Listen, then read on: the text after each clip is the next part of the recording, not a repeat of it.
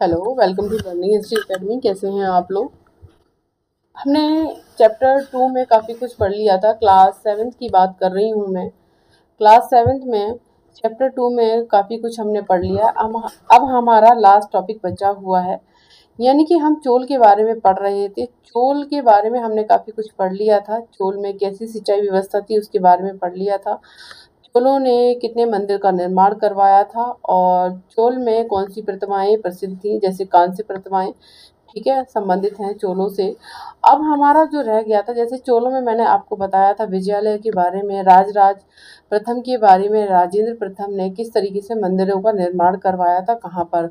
विजयालय ने कौन से शहर का निर्माण करवाया था, तंजावुर शहर का, और निशुंभ देवनी मंदिर बनवाया था। ठीक है, इसके बारे में हम चर्चा कर चुके थे।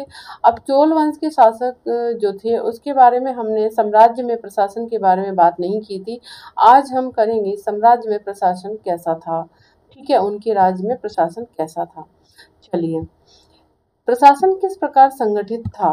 किसानों की बस्तियां जो उर कहलाती थी। प्रशासन किस प्रकार संगठित था, क्वेश्चन यहाँ बनता है। किसानों की बस्तियां जो कि क्या कहलाती थी, किसान थे। सिंचाई की व्यवस्था के बारे में लास्ट क्लास में बात कर चुकी हूँ। तो भाई जब सिंचाई हुई थी, खेती का अच्छी उपजाऊ हुई थी, चावल की खेती हो रही थी, कावेरी डेल्टा की बात हुई है यहाँ पर चोल वंश में। ठीक है, तो किस तरीके से चोल वंश कावेरी डेल्टा पर किस तरीके से अधिकार करा था उसने विजयालय ने, और किस तरीके से मोटरेयर को हराकर उसने तंजावुर शहर का निर्माण किया था। उसके बाद हमने कृषि व्यवस्था के बारे में भी पढ़ा था। ठीक है, तो जब किसानों की जो बस्तियां थी तो वो क्या कहलाती थी, उर कहलाती थी। सिंचित सिंचित खेती के साथ बहुत समृद्ध हो गई थी ये जो बस्तियां थी। जब नदी का जो हमने पढ़ा था, कावेरी नदी से जब जल प्राप्त होता था तो काफ़ी जो हमारे जो खेती थी काफ़ी उपजाऊ हो गई थी। तो किसानों की बस्तियां थी तो वो सिंचित सिंचित खेती की वजह से काफ़ी क्या होती, समृद्ध हो गई थी। भाई जब खेत जब काफ़ी उपजाऊ होंगे, अब एक साल में 2 फसलें उगाई जा रही हैं, तो भाई किसानों की बस्तियां समृद्ध तो हो ही जाएंगी। और वो क्या कहलाने लगे, किसानों की बस्तियां उर कहलाने लगी। क्या कहलाने लगी, उर। इस तरह के गांवों के समूह को नाडु कहा जाता था। क्वेश्चन बनता है कि उर क्या है, नाडु क्या है। तो किसानों की बस्तियां क्या कहलाती हैं, उर कहलाती हैं। और जो इस तरह के जो गांव थे ना, जहां पर किसानों की बस्तियां बसी बसी थी, ऐसे गांव को क्या बोला जाता था, इसके गांव के समूह को नाडु कहा जाता था। क्वेश्चन बन चुका है, बनेगा भी। ठीक है, ग्राम परिषद और नाडु न्याय करने और कर वसूलने जैसे कई प्रशासकीय कार्य करते थे। तो जो यहाँ पर प्रशासकीय कार्य कौन करता था, ग्राम परिषद और नाडु, जो गांवों का समूह था ना नाडु, वो न्याय करने और कर वसूलने जैसे काम करते थे। क्या काम करते थे, ग्राम को न्याय करने। ठीक है, जो चोल वंश के हम पढ़ रहे हैं चोल वंश के बारे में, वहां पर क्या थे, नाडु और उर क्या थे, उर किसानों की बस्तियां। नाडु क्या थे, गांवों के समूह को नाडु कहते थे। तो गांव के समूह के नाडु को कहेंगे, गांव के समूह को। तो समूह का मतलब क्या होता है, इसमें लोग होंगे, काफी गांव के लोग होंगे, वो लोग और ग्राम परिषद, ये दोनों मिलकर क्या काम करते थे, वहां का जो न्याय करने का काम था और कर वसूलने का काम था, जैसे कई प्रशासकीय कार्य करते थे ये लोग। ठीक है, यानी कि कहने का मतलब है न्याय करने का और कर वसूलने का काम, कई काम ये करते थे। धनी किसानों को केंद्रीय चोल सरकार की देख रेख में नाडु के कामकाज में अच्छा खासा नियंत्रण हासिल था। मतलब कहने का मतलब, जो धनी किसान थे ना वहाँ के, तो वहाँ के जो धनी किसानों को केंद्रीय जो चोल सरकार थी उसके देख रेख में नाडु के कामकाज में अच्छा खासा नियंत्रण होता था। उनमें से कई धनी भूस्वामियों को चोल राजाओं ने सम्मान के रूप में मोवेंद वेलन, 3 राजाओं की अपनी सेवा प्रदान करने वाला वेलन या किसान कहा था। मतलब धनी किसानों को क्या कहा था, जो ना, अब देखो जो धनी किसान थे ना, तो चोल सरकार में धनी किसान जो थे, भाई किसानों से बहुत कुछ मिलता था, तो धनी किसानों की वैल्यू भी थी। तो जो धनी किसान थे, काफी समृद्ध किसान थे, तो जो नाडु जो काम करते थे न्याय करने का और कर वसूलने का, इनकी जांच पड़ताल धनी किसान करते थे। तो उनमें से कई जो धनी धनी किसान थे ना, धनी भूस्वामी को चोल राजाओं ने सम्मान के रूप में क्या कहा था, मोवेंद वेलन कहा था। तो क्वेश्चन बनता है कि धनी किसानों को चोल शासकों ने क्या कहा था सम्मान के रूप जिसमें मुवेंद वेलन कहा था। और मुवेंद वेलन का मतलब होता है 3 राजाओं को अपनी सेवा प्रदान करने वाला वेलन या किसान। 3 राजाओं को अपनी सेवा प्रदान करने वाला वेलन या किसान। मुवेंद वेलन कौन हो गया? वेलन या किसान, जो 3 राजाओं को अपनी सेवा प्रदान करते थे। मुवेंद वेलन कौन हो गया? वेलन या किसान। अब बात आती है अरइयार की। अरइयार, ये देखिए चोलों के प्रशासन से संबंधित हैं। अरइयार कौन थे? प्रधान जैसी उपाधियां थी दी और उन्हें केंद्र में महत्वपूर्ण राजकीय पद सौंपी। अब कहने का मतलब ये आता है कि अरइयार को कौन सी उपाधियां दी थी? अरइयार अरइयार नाम की एक उपाधियां भी मिली थी और महत्वपूर्ण राजकीय पद भी मिले थे। मतलब राज्य में राजकीय पद भी मिले थे इनको। ठीक है। अरइयार कौन थे? प्रधान थे, वहां के प्रधान बनाए गए। ठीक है। तो हमने चोल साम्राज्य में किन चीजों को पढ़ा? उर, नाडु, मुवेंदवेलन और उरियार। ठीक है। अब देखते हैं आगे और क्या है। आगे हमने देखा कि ब्राह्मणों को समय समय पर भूमि अनुदान या ब्रह्मदेव प्राप्त हुआ है। बिल्कुल, ब्राह्मणों को ये लोग क्या करते थे? भूमि भी देते थे। और भूमि अनुदान को क्या कहते हैं? शॉर्ट में ब्रह्मदेव बोलते हैं। परिणाम स्वरूप कावेरी घाटी और दक्षिण भारत के दूसरे हिस्सों में ढेरों ब्राह्मण बस्तियां अस्तित्व में आई। जब ब्राह्मणों को भाई अनुदान देने लगे ना, तो ब्राह्मण वहां कुछ ज्यादा ही हो गए। तो दक्षिण में ब्राह्मण बस्तियां भी देखने को मिली। फिर बस्तियां की बस्तियां बनने लगी कावेरी घाटी और दक्षिण भारत के दूसरे हिस्सों में। वहां पर बात हो रही है ब्राह्मणों की। प्रत्येक ब्राह्मण की रेख देख प्रमुख ब्राह्मण भूस्वामियों की एक सभा की जाती थी, द्वारा की जाती थी। मतलब जो ब्राह्मदे थी ना, भूमि अनुदान जो थी, भूमि अनुदान की जो देख रेख की जाती थी ना, जो भूमि अनुदान में मिलती थी ब्राह्मणों को, उसको ब्राह्मदेव बोलते हैं। तो ब्राह्मदेव की जो देख रेख करता था ना, वो ब्राह्मण भूस्वामियों की एक सभा होती थी, उसके द्वारा की जाती थी देख रेख। ये सभाएं बहुत कुशलता पूर्वक काम करती थी। इनके निर्णय शिलालेखों में प्राय मंदिरों की पत्थर की दीवारों पर ब्यौरेवार दर्ज किए जाते थे। ठीक है।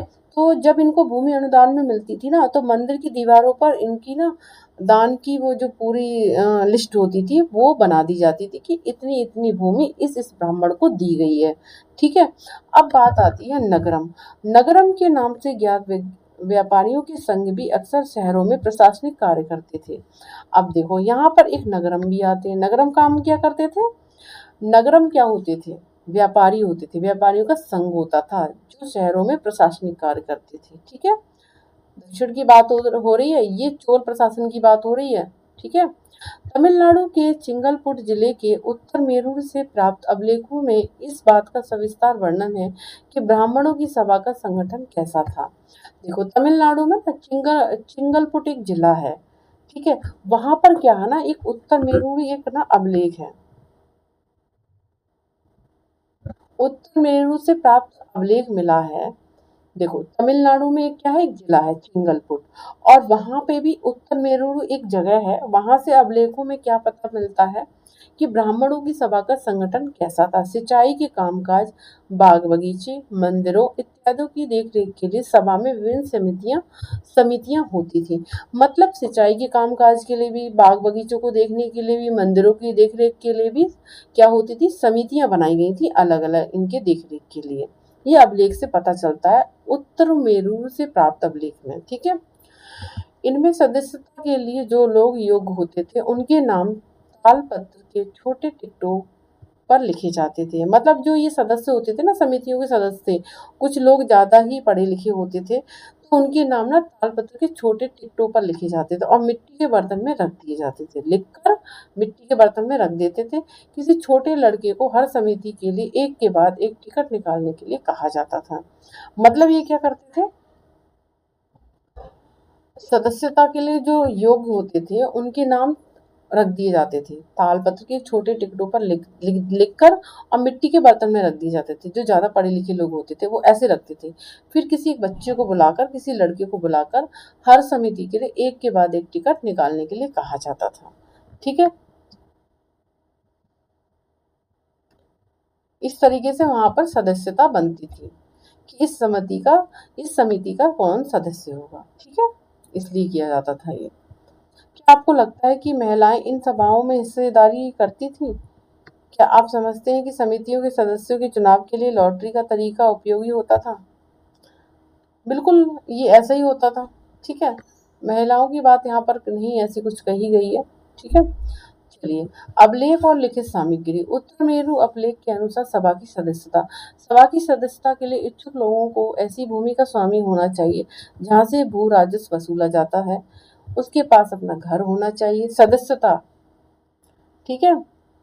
सभा की सदस्यता के लिए सभा क्यों बनाई जाती थी, समितियां क्यों बनाई जाती थी? क्योंकि वहाँ पे बाग थे और वहाँ पे मंदिर थे, उन सब की देख रेख के लिए ना एक सभा की सदस्य बनाई जाती थी। तो उसके लिए क्या होना जरूरी होता था? मतलब भू राजस्व वसूला जाता हो जहाँ से, उनके पास अपना घर होना चाहिए था, उनकी उम्र भी 35 से 70 के बीच होनी चाहिए। तो क्वेश्चन बन सकता है, उत्तर मेरु अभिलेख से प्राप्त किया था, इसमें दिया हुआ है कि ये एबिलिटी होनी चाहिए हर पर्सन के साथ, तब वो उसका सदस्य बन सकता है, सभा की मतलब समिति का सदस्य बन सकता है। उन्हें वेदों का ज्ञान भी होना चाहिए, उन्हें प्रशासनिक मामलों की अच्छी जानकारी होनी चाहिए और ईमानदार होना चाहिए। ये क्वेश्चन ध्यान रखिएगा, 35 से 70 के बीच होनी चाहिए, ठीक है। और वेदों का ज्ञान होना चाहिए, अपना घर होना चाहिए और जहाँ से भू राजस्व वसूला जाता हो, ठीक है। ये चीजें होनी चाहिए। ये तो कोई पिछले 3 सालों में किसी समिति का सदस्य रहा है तो वे किसी और समिति का सदस्य नहीं बन सकता है। कहने का मतलब है, अगर वो किसी भी जगह का किसी भी समिति का सदस्य रहा है तो वो अलग समिति का सदस्य नहीं बन सकता है। मान लीजिए जैसे कि बाग में बगीचा है, तो उसको रखवाली करने के लिए एक समिति बनाई गई है, तो उस समिति का जो सदस्य है तो वो अलग समिति का सदस्य नहीं बन सकता है। ये बात यहाँ की गई है। जिसने अपने संबंधियों के खाते में जमा नहीं कराए हैं वह चुनाव नहीं लड़ सकता है। जिसने अपने संबंधियों के खाते में जमा नहीं कराए हैं वह चुनाव नहीं लड़ सकता है। अभिलेखों में राजाओं और शक्ति संपन्न पुरुषों के बारे में तो जानकारी मिलती है, लेकिन यह जानना खासा मुश्किल है कि साधारण मर्दों और औरतों का जीवन इन राज्यों में कैसा था। 12वीं शताब्दी की तमिल कृति, देखो क्वेश्चन बनेगा यहाँ पर। देखो 12वीं शताब्दी की तमिल कृति पेरिया पूरन से एक उदाहरण है। ये पेरिया पूरन क्या है? एक तमिल कृति है, ध्यान रखिएगा, ठीक है। तमिल कृति है, कब है? 12वीं शताब्दी की। अडनूर की सरहदों पर फूस की पुरानी छाजनों वाली छोटी छोटी झाड़ियों से अटा पड़ा पुलाया एक ऐसा समूह जिसे ब्राह्मण और वेल्लाल प्रतिष्ठित समाज के बाहर मानते थे। लोगों का एक छोटा सा पुरवा था। मतलब पुलाया किसे बोला जाता है ना, जिसमें प्रतिष्ठित लोग नहीं रहते थे, ठीक है, पुलाया उसे बोला जाता था, जहाँ पर छोटी छोटी झोपड़ियों से अटा पड़ा था वो, ठीक है। लोगों का एक छोटा सा पुरवा था जिसके ओझे किस्म के पेशों में लगे खेतिहर मजदूर रहते थे। चमड़े की पट्टियों से घिरे हुए झोपड़ियों के अहातों में छोटे मुर्गियां झुंडों में घूमते रहते थे। गहरे रंग के बच्चे जो काले लोहे के कंगन पहने हुए थे छोटे पिल्लों को उठाए चलते रहते थे। मारूद पेड़ों की छाया में एक मजदूरनी ने अपने बच्चे को चमड़े की एक चादर पर सुला दिया। आम के पेड़ भी हैं जिनकी शाखाओं पर नगाड़े लटके हुए हैं, हाँ। और नारियल के पेड़ों के नीचे जमीन में बने छोटे गड्ढों में छोटे सिरों वाली कुतियां पिल्लों को दूध पिलाने के बाद लेटी हुई थी। लाल कलगी वाले मुर्गों ने पौ फटने से पहले तगड़े पुलैया का बहुवचन को दिन के काम पर जाने की हाक लगाते हुए बांग दे दी। धान कूटती लहरदार बालों वाली पुलैया स्त्रियों के गाने की आवाज रोजाना कांजी वृक्ष की छाया में फैलती थी, ठीक है। तो यहाँ पर महिलाएं भी, वुमेन्स भी देखने को मिली हैं, ठीक है। तो हमने ये पढ़ा, जोड़े बनाओ। त्रिपक्षीय संघर्ष किसके बीच में हुआ था? मैंने पढ़ाया था आपको, किसके बीच हुआ था? गुर्जर प्रतिहार, राजपूत और पाल वंशों के बीच में क्या हुआ था? त्रिपक्षीय संघर्ष हुआ था, ठीक है। तो यहाँ पर आते हैं, जैसे कि चोल किससे संबंधित थे? चोल तो यहाँ पे थे, तमिलनाडु में थे, ठीक है। और आपका ये गुर्जर प्रतिहार क्या था? देखो ये आपका पाल, यहाँ पर चोल साम्राज्य में सभा की किस समिति का सदस्य बनने के लिए आवश्यक शर्तें क्या थी? ठीक है, ये मैंने आपको पढ़ाया अभी। चौहानों के नियंत्रण में आने वाले 2 प्रमुख नगर कौन थे? अजमेर और दिल्ली थी, ठीक है। राष्ट्रकूट कैसे शक्तिशाली बने? नए राजवंशों ने स्वीकृति हासिल करने के लिए क्या किया? तमिल क्षेत्र में किस तरह की सिंचाई व्यवस्था का विकास हुआ? चोल मंदिरों के साथ कौन कौन सी गतिविधियां थी? जैसे कि कांस्य मूर्तियां हैं, ठीक है, मानचित्र वन को दोबारा देखें और तलाश करें कि जिस प्रांत में आप रहते हैं इसमें कोई पुरानी राजशाही या राज्यों के राज्य थी या नहीं। जिस तरह के पंचायती चुनाव हम आज देखते हैं उनमें उत्तर मेरू के चुनाव किस तरह अलग थे। ठीक है, इस अध्याय में दिखलाए गए मंदिरों से अपने पास पास की किसी मौजूदा मंदिर की तुलना करें और जो समानता या अंतर आप देख रहे हैं पाते उन्हें बताएं। ठीक है, आज के समय में वसूले जाने वाले करों के बारे में और जानकारी हासिल करें। क्या ये नकद के रूप में है, वस्तु के रूप में या श्रम के रूप में। हमारा थोड़ा सा टॉपिक्स और रह गया। देखो ये जोड़े बनाए, मैं अभी आपको पढ़ाऊंगी इसको सही से। ठीक है, देखिए ये हमारा कुछ और रह गया। देखो यहाँ पे शॉर्ट में दिया गया है भूमि के प्रकार, इनको अच्छे से पढ़ लीजिए, रट लीजिए।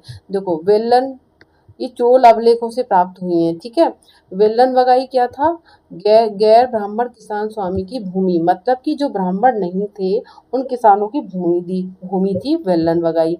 ब्राह्मदय, ब्राह्मणों को उपहार में दी गई भूमि।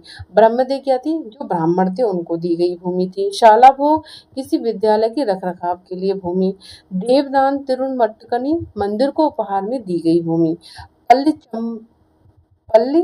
चंदम, पलिचंदम क्या, जैन संस्थानों को दान में दी गई भूमि। ये पॉइंट याद कर लीजिए, क्वेश्चंस बनते हैं यहाँ से। ठीक है, याद कर लीजिए। अब देखिए हमारे ये जोड़े मिलान था, इसको भी हम मिला लेते हैं, इससे हमें एक समझ बनती है। देखो चोल में तमिलनाडु था। देखो गुर्जर प्रतिहार किससे संबंधित थे, देखिए जोड़े बनाइए, पाल और राष्ट्रकूट। यहाँ पर आ जाइए, देखिए हम एक बार और थोड़ा सा रीड कर लेते हैं, उसे समझ में आ जाएगा और अच्छे से। ठीक है, राष्ट्रकूट ये दक्कन में थे। ठीक है, और इन्होंने क्या किया था, कर्नाटक के चालुक्य राजाओं के अधीनस्थ थे राजपूत, ये मैंने आपको पढ़ा दिया था। ठीक है, और ये देखिए यहाँ पर, देखो मैं अभी आपको बताती हूँ, 2 मिनट का समय दूंगी, अभी मैं आपको बता देती हूँ। 1 मिनट, यहाँ पर आ जाइए, थोड़ा सा बस रह गया है। अब हम लेंगे अगली क्लास में, नेक्स्ट चैप्टर को लेंगे। ठीक है, ये रहा हमारा मिलान। देखिए अभी मैं आपको 2 मिनट रुकिए, मैं अभी आपको बताती हूँ।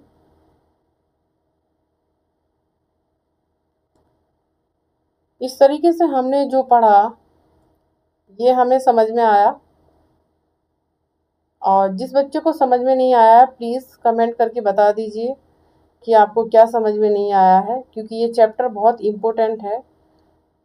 आपके यहाँ से क्वेश्चंस बनेंगे ही बनेंगे।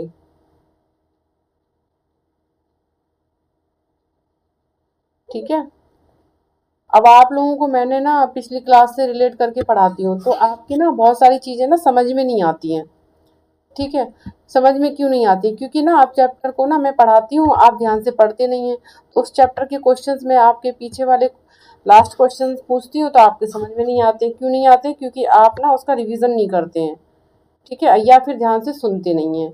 ठीक है, तो आ जाइए, गुर्जर प्रतिहार कहाँ पर हमें देखने को मिलते हैं, हमने पढ़ा था गुजरात और राजस्थान में। और राष्ट्रकूट कहाँ पे मिलते हैं, पश्चिम दक्कन में। ठीक है, दक्षिण की बात की गई, राष्ट्रकूट वहाँ है। अब पाल की बात हमने कहाँ की थी, बंगाल में। ठीक है, और चोल तमिलनाडु में। राइट, ये इस तरीके से हमारा चैप्टर आज कंप्लीट हुआ। ठीक है, तो आप लोग प्लीज क्लास को शेयर भी करते रहा करें। ठीक है, ऐसे जो क्वेश्चन से जोड़े बनाए ना, ये मैंने बनाए हैं यहाँ पर, तो ऐसे ही क्वेश्चन यहाँ से बन जाते हैं। गुर्जर प्रतिहार किससे संबंधित, गुजरात और राजस्थान। राष्ट्रकूट पश्चिम दक्कन, पाल बंगाल, चोल तमिलनाडु। ठीक है, तो इस तरीके से क्वेश्चन बनते, किसी भी लाइन को छोड़े ना, आप जिस लाइन को छोड़ देंगे ना क्वेश्चन वहीं से बन जाएगा, वहीं से पुट हो जाएगा क्वेश्चन। ठीक है, तो हमने बहुत कुछ समझा इस क्लास में, यानी कि हमने त्रिपक्षीय को भी समझा, जैसे कि हमारे गुर्जर प्रतिहार, राष्ट्रकूट, पाल वंश के बारे में हमने पढ़ा, चोल वंश के बारे में पढ़ा हमने, चालुक्य के बारे में पढ़ा हमने, और चौहान शासकों के बारे में हमने पढ़ा हमने, महमूद गजनवी मोहम्मद गौरी के बारे में पढ़ा हमने, और मोहम्मद गौरी के बारे में पढ़ा हमने, जो तुर्की था। ठीक है। और महमूद गजनवी के बारे में पढ़ा, जिसने 17 बार आक्रमण किया भारत पे। ये कब आया था, किस समय के दौर में आया था, ये भी हमने पढ़ा। ठीक है। किस तरीके से पृथ्वीराज तृतीय ने मोहम्मद गोरी को पहले हराया 1191 में, फिर 1192 में वो खुद हार गया बेचारा। तो इस तरीके से हमने बहुत कुछ पढ़ा। इसमें काफ़ी क्वेश्चंस बनते हैं, इसको हल्के में मत लीजिए इस चैप्टर को, ठीक है। और इस तरीके से हमने चोलों के बारे में भी पढ़ा, बहुत कुछ राष्ट्रकूटों के बारे में पढ़ा, किस तरीके से राष्ट्रकूट पल्लव राजाओं के अमातहत थे और किस तरीके से राजा ना स्वतंत्र हो जाते थे। मतलब जो उनके मातहत थे वो किस तरीके से राजाओं से क्या होते थे, स्वतंत्र होकर अपने राज्य का गठन करते थे। ये सब हमने पढ़ा, किस तरीके से राजा से उनके राज्य बनते थे। ठीक है, ये हमने पूरे चैप्टर में पढ़ लिया है, बहुत अच्छे से पढ़ा है। क्योंकि सिर्फ मैंने एक दिन में एक चैप्टर को लेकर नहीं पढ़ाया, पूरा चैप्टर एक बार में नहीं पढ़ाया। मैं पार्ट वाइज चैप्टर को लेकर आती हूँ, जिससे कि अच्छे से समझ में आए। और कभी भी प्लेलिस्ट खोलकर आप देख लीजिए, पार्ट वाइज मिलेगा आपको, तो आपको ज़्यादा अच्छे से समझ में आ जाएगा। ठीक है, प्लेलिस्ट बनाई हुई हुई है मैंने, तो आप लोग देखते रहें, डेली क्लास को पढ़ते रहें। ठीक है, आप लोग का मकसद जो भी हो वो पूरा हो। बस गॉड से ये प्रे है, जो भी करें आप अच्छा करें। ठीक है, और मेहनत करें, आप ज़रूर सक्सेस होंगे। मेहनत करने वालों की कभी हार नहीं होती है, ये मैंने देखा है। ठीक है, तो आप लोग डेली क्लास को लेते रहिए, पढ़ते रहिए, करते रहिए और शेयर करते रहिए, जिससे हमारे और भी स्टूडेंट्स हैं उनको भी फ्री ऑफ कॉस्ट क्लास मिलती रहे। तो मिलते हैं कल इसी समय हम क्लास 7th के चैप्टर 3 में मिलेंगे हम नेक्स्ट चैप्टर में। अगर हो सके तो आप लोग भी रीड करके आइए, क्योंकि क्वेश्चंस आप अगर आप भी साथ के साथ उसका आंसर देंगे तो ज़्यादा अच्छा लगेगा। ठीक है, तो मिलते हैं नेक्स्ट क्लास में। अपना ध्यान रखिए, बाय बाय, टेक केयर।